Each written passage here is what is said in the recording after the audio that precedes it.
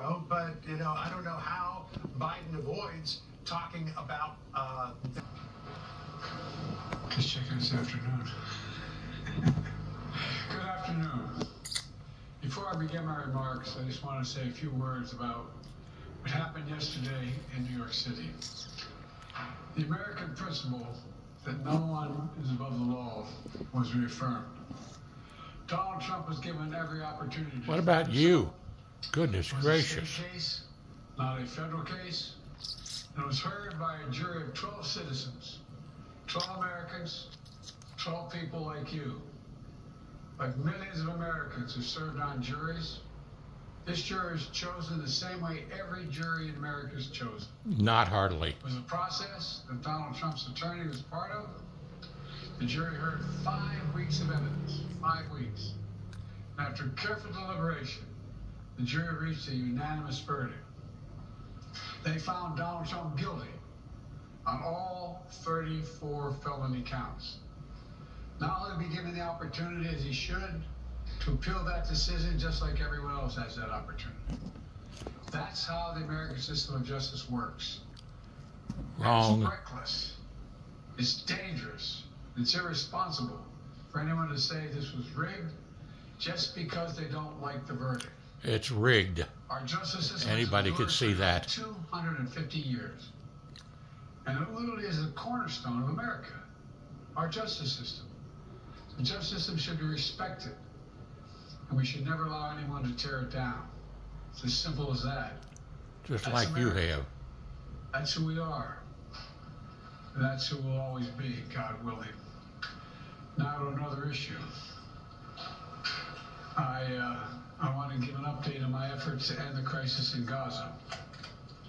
For the past several months, my negotiators of foreign policy and intelligence community alike have been relentlessly focused, not just on a ceasefire that would inevitably be fragile and temporary, but on a durable end of the war. That's been the focus, a durable end of this war. One that brings all the hostages home, ensures Israel's security, creates a better day after in Gaza without Hamas in power, and sets the stage for political settlement that provides a better future for Israelis and Palestinians alike. Now, after intensive diplomacy carried out by my team and my many conversations with leaders of Israel, Qatar, and Egypt, and other Middle Eastern countries, Israel has offered a comprehensive new proposal. It's a roadmap to an enduring ceasefire and the release of all hostages. This proposal has been transmitted by Qatar to Hamas. Today, I want to lay out its terms for the American citizens and for the world. This new proposal has 3 phases. The first phase would last for 6 weeks.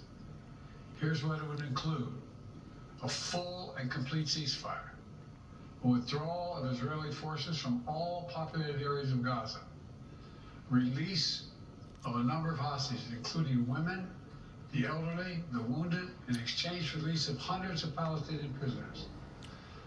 There are American hostages who would be released at this stage, and we want them home.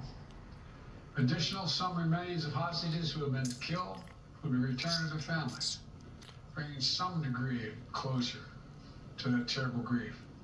Palestinians, civilians, would return to their homes and neighborhoods in all areas of Gaza, including in the north. Humanitarian assistance would surge, with 600 trucks carrying aid into Gaza every single day. With the ceasefire, that aid could be safely and effectively distributed to all who need it. Hundreds of thousands of temporary shelters, including housing units, would be delivered by the international community. All that and more would begin immediately. During the 6 weeks of phase 1, Israel and Hamas would negotiate the necessary arrangements to get to phase 2, which is a permanent end to hostilities. Now, I'll be straight with you. There are a number of details to negotiate to move from phase 1 to phase 2. Israel will want to make sure its interests are protected. But the proposal says if the negotiations take longer than 6 weeks, for phase 1, the ceasefire will still continue as long as negotiations continue. In the United States, Egypt, and Qatar would work to ensure negotiations keep going. All agreements, until all the agreements are reached and phase 2 is able to begin. Then phase 2, there will be an exchange for the release of all remaining living hostages, including male soldiers.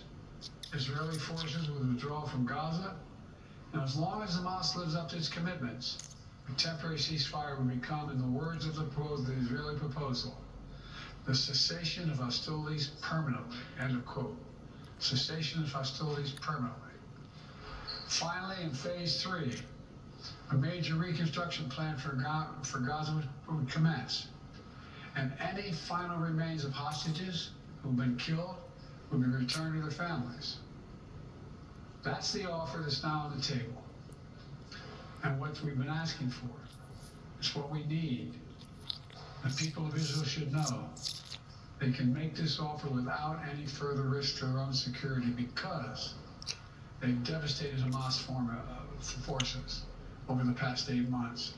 At this point, Hamas no longer is capable of carrying out another October 7th, which is one of Israel's main objectives in this war, and quite frankly, a righteous one.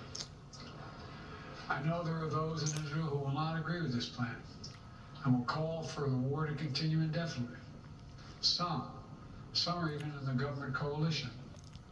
And they've made it clear they want to occupy Gaza, they want to keep fighting for years, and the hostages are not a priority to them. Well, I've urged the leadership in Israel to stand behind this deal, despite whatever pressure comes. And to the people of Israel, let me say this.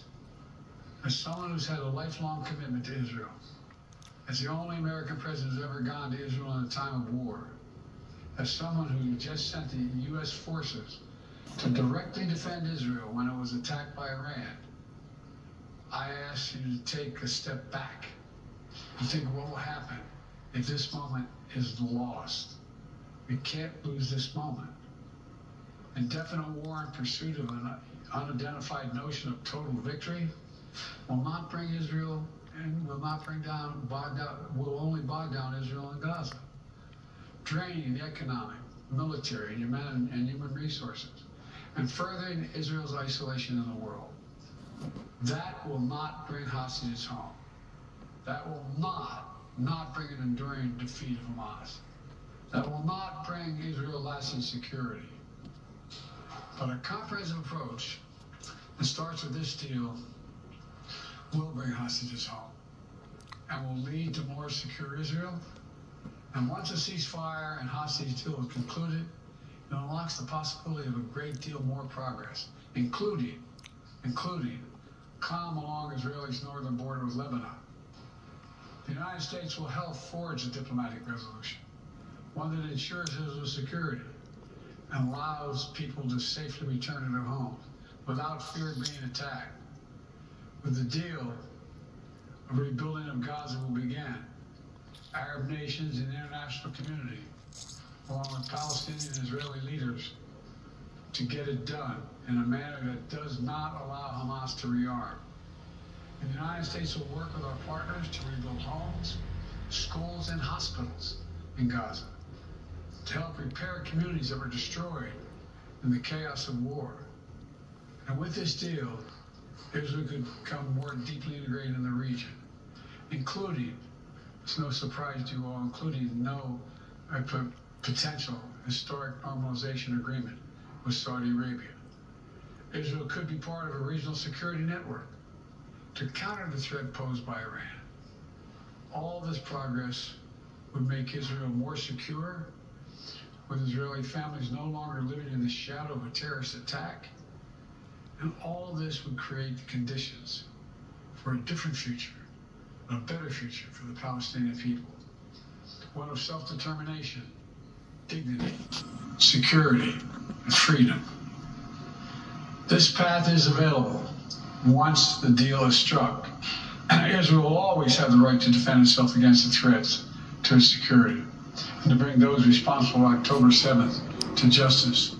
And the United States will always ensure that Israel has what it needs to defend itself. If Hamas fails to fulfill its commitments under the deal, Israel can resume military operations. But Egypt and Qatar have assured me, and they are continuing to work to ensure that Hamas doesn't do that. The United States will help ensure that Israel lives up to their obligations as well. That's what this deal says. That's what it says. And we'll do our part. This is truly a decisive moment. Israel has made their proposal. Hamas says it wants a ceasefire. This deal is an opportunity to prove whether they really mean it. Hamas needs to take the deal. For months, people all over the world have called for a ceasefire. Now it's time to raise your voices and demand that Hamas come to the table, agrees to this deal, and end this war that they began. Of course, there'll be differences on the specific details that need to be worked out. That's natural. If Hamas comes to negotiate, ready to deal, then Israel negotiation must be given a mandate, the necessary flexibility to close that deal. Past 8 months have marked heartbreaking pain. Pain of those whose loved ones are slaughtered by Hamas terrorists on October 7th. Hostages and their families waiting in anguish. Ordinary Israelis whose lives were forever marked by the shattering event of Hamas's sexual violence and ruthless brutality. And the Palestinian people have endured sheer hell in this war. Too many innocent people have been killed, including thousands of children. Far too many have been badly wounded. We all saw the terrible images from the deadly fire in Rafah earlier this week, following an Israeli strike against targeting Hamas. And even as we work to surge assistance to Gaza, with 1,800 trucks delivering supplies these last 5 days, 1,800, the humanitarian crisis still remains. I know this is a subject on which people in this country feel deep, passionate convictions, and so do I. This has been one of the hardest, most complicated problems in the world. There's nothing easy about this, nothing easy about it. Through it all, though, the United States has worked relentlessly to support Israeli security, to get humanitarian supplies into Gaza, to get a ceasefire and a hostage deal to bring this war to an end. Yesterday, with this new initiative, we've taken an important step in that direction. I want to level with you today as to where we are and what might be possible. But I need your help. Everyone who wants peace now must raise their voices and let the leaders know they should take this deal, work to make it real, make it lasting, and forge a better future out of the tragic terror attack and war. It's time to begin this new stage.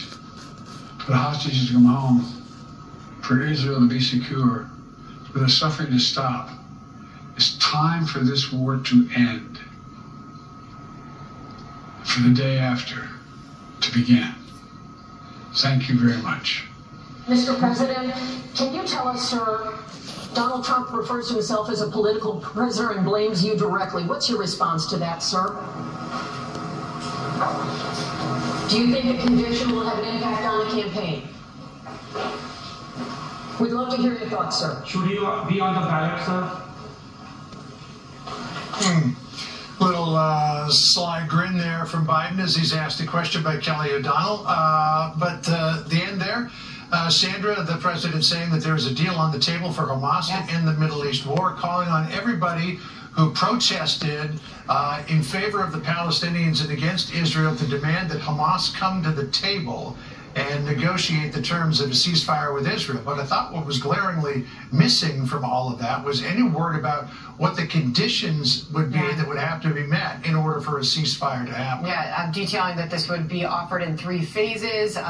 He's calling it a comprehensive new proposal for an enduring ceasefire and the release of all the hostages. Those 3 phases, obviously, we would need more detail on it. Before he got to the news on Israel, John, he took about a minute and a half to react to the guilty verdict for Donald Trump in court yesterday. On that verdict, he said at the top, the American principle that no one is above the law was reaffirmed. With this, Trump will have the opportunity to appeal just like anyone else. And he also said it is dangerous, reckless, and irresponsible to say that this was rigged just because they do not like the decision. Justice should be respected, said the president. So we still have with us the former acting attorney general under the Trump administration, Matt Whitaker, to react to this.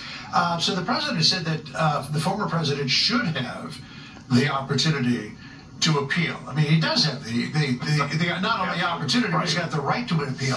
He also was very, I thought this was curious. He said this wasn't a federal trial, it was a state trial, which to me is kind of like an answer to, oh, Biden's behind this. That was his way of saying, no, we're not behind this. Right. I think Daniel Patrick Moynihan said it best. You're entitled to your opinion, but you're not your own set of facts. And in this case, you know, this idea that, oh, it was a 5-week trial. Well, they took every Wednesday off.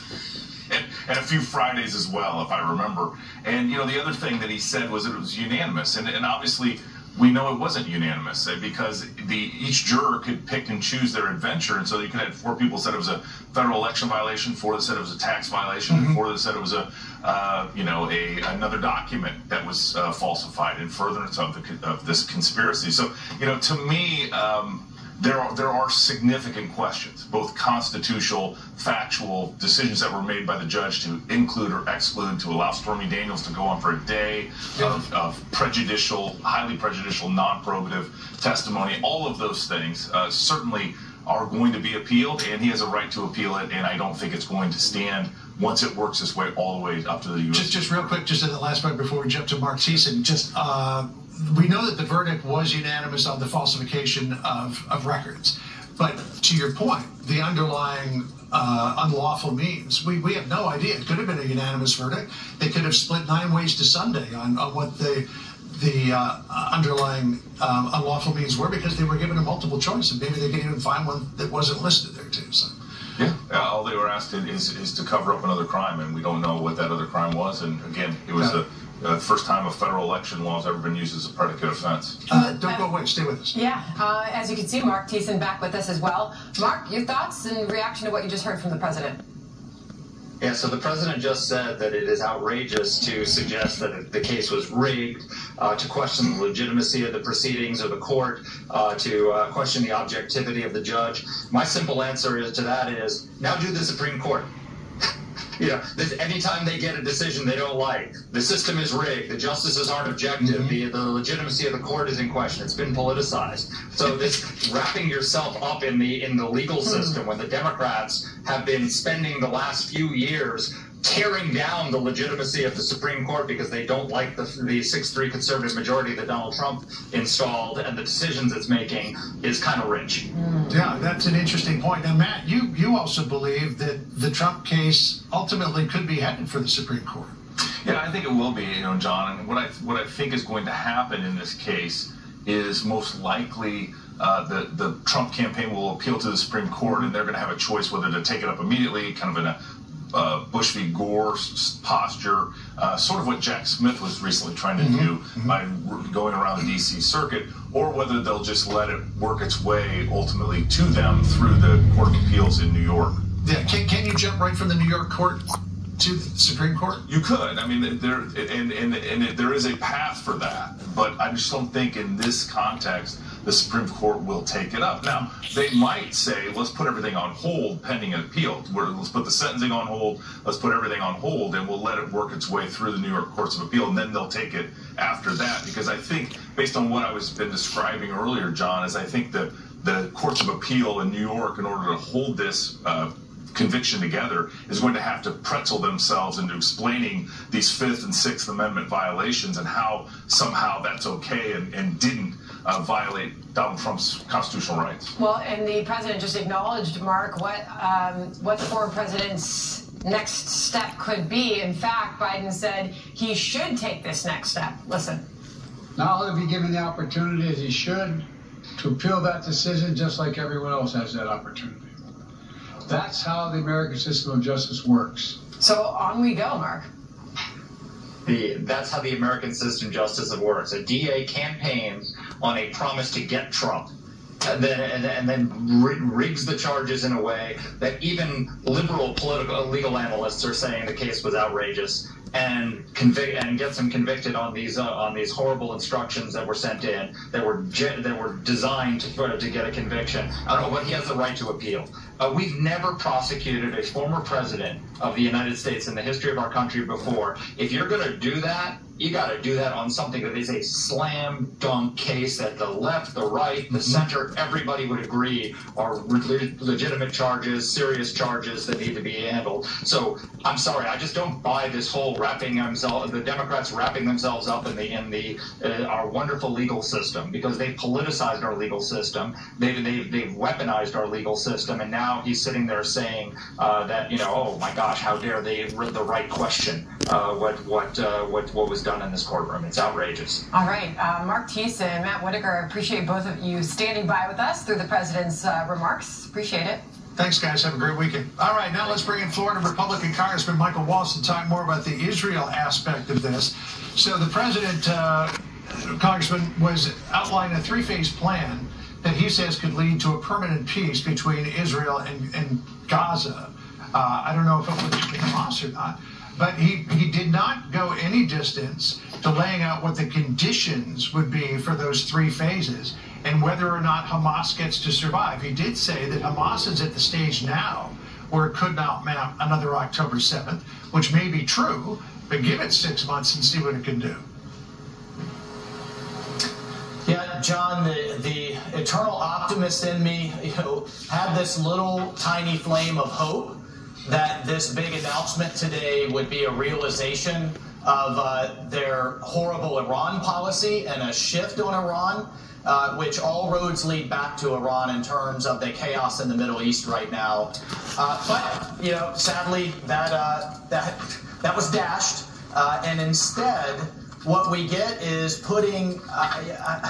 At the end of the day, as long as Iran is flush with cash and up to its old ways, all of this is going to continue. Iran doesn't want peace. Hamas doesn't want peace. Hezbollah doesn't want peace. They want the elimination of Israel. It's in their charter, and it comes out of the mouths of their leadership every day. Instead, what they're doing now is using hostages to buy time for a ceasefire to then rebuild.